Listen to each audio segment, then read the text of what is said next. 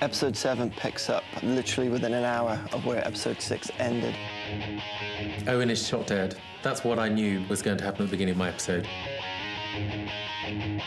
It's about Jack's decision to bring Owen back from the dead.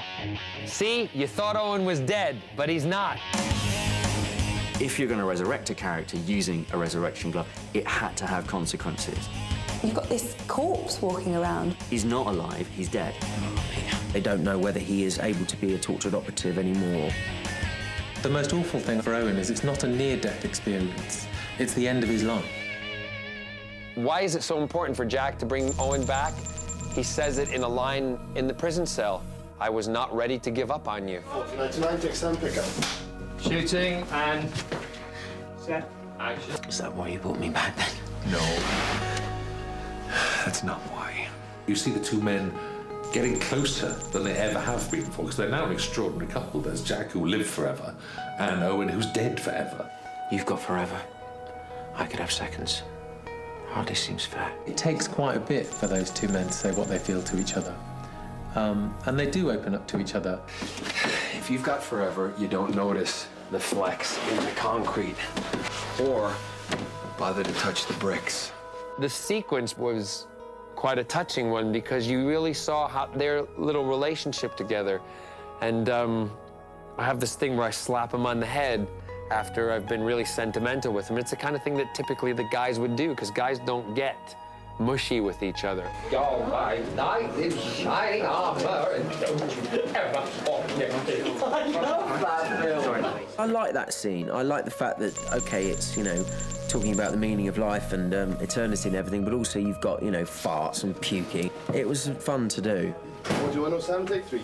Thank you. Shooting and set. Action. Oh, that is the single most disgusting thing I have ever seen. And I know disgusting. Ah! Cut.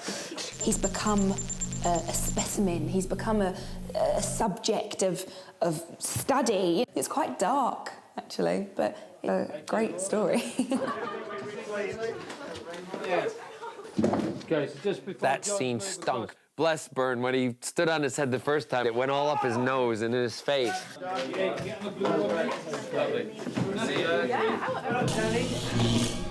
It fell through the rift about 40 years ago. There's an episode in Series 1 which is all about the resurrection glove that we first see in episode 1 of Series 1.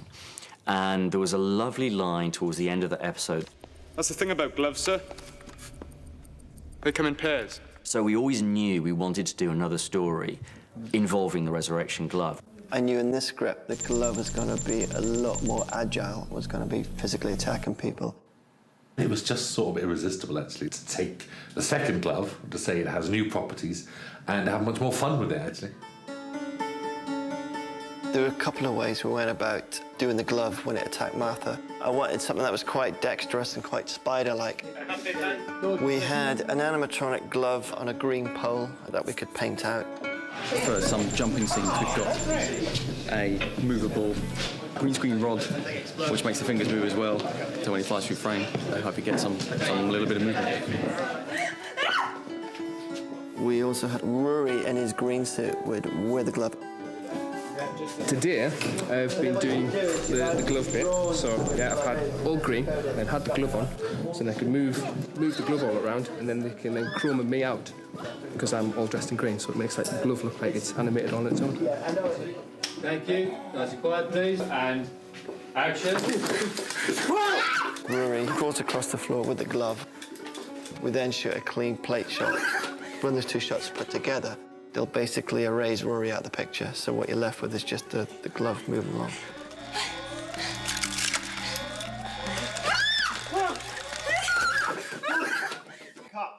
Thank you. Got it.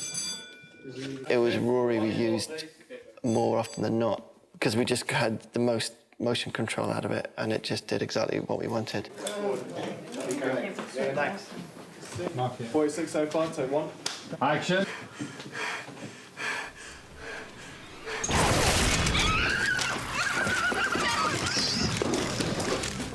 Okay, Jack throws it back out into the room.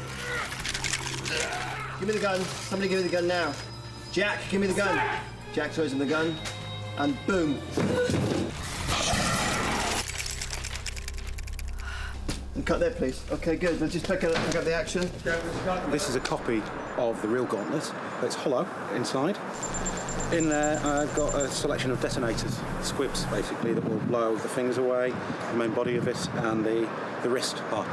All in one, just one big bang, when Owen shoots it. Lovely people, listen up, please. We'll shoot the exploding glove. OK, can I have the stun hand, please? The foam hand, folks.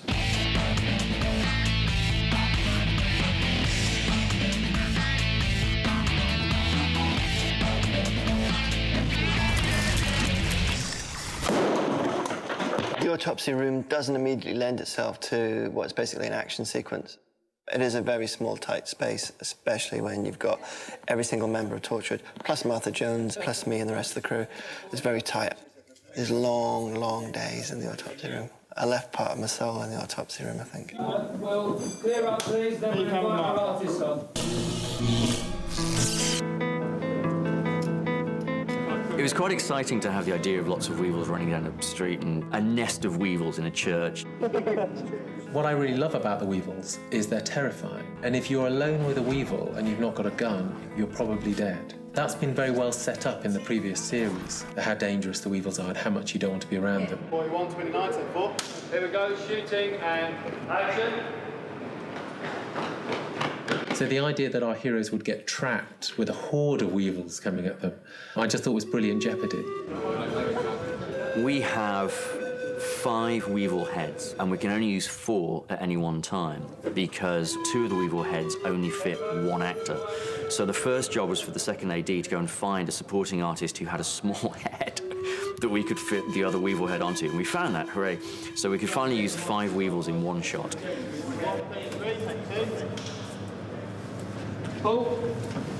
We have Paul Casey, who's always our hero weevil, and then we had 4 extras. They're wearing what we refer to as the stunt masks, which are more simple pull-over rubber masks, as opposed to Paul's complete animatronical working weevil head. So for any close-ups, we'll always use Paul's proper weevil head. We get more weevil action in this episode than we've ever seen before. We haven't really seen them en masse like this before. We have the top shot where you see the weevils run in, surround Jack and Owen, and then they back off and start bowing. You see all those weevils, and then the whole thing turns on its head. It's like they're actually there to worship.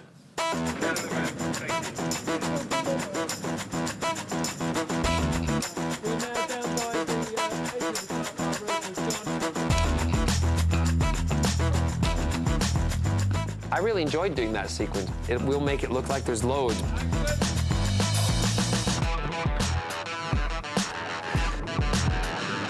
Okay, weevils, kneel down now. You literally just hold the camera in the same place and you put 5 weevils down, they do the action, and then you get them all to stand up and they move over and they lie down somewhere else and they do the same action. Jack and Owen, turn around, have a look. Jack gets his gun out, and then if you just stay in that position, doing all your growling, and the governor will give you the action to start to go down and maybe start walking back a little bit. You're giving thanks and praises, you're bowing, all right, a little bit of reverence, because this is Death Incarnate right here. Basically, what we do is we just mark off different quadrants on the monitor with a Chinagraph pen, and basically you just plot it.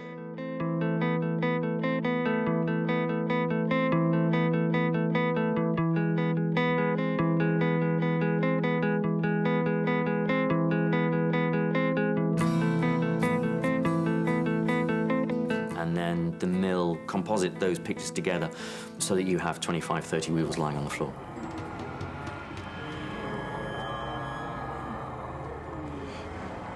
Owen, what the hell is going on?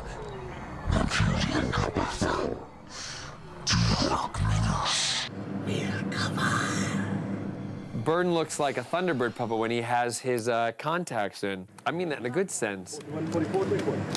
Okay, shooting and action. Owen, what the hell is going on?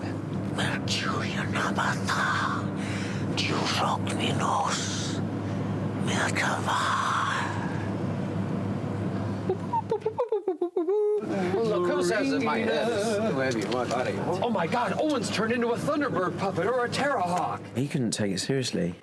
We were on top of this car park, we had loads of weevils after us, and every time I turned round, he'd sort of burst out laughing, which wasn't helpful. In instances like that, we have a good little laugh. Camera's cut. Good for the governor, Mark. Lovely. So, folks, that was 7:46. That's in the can.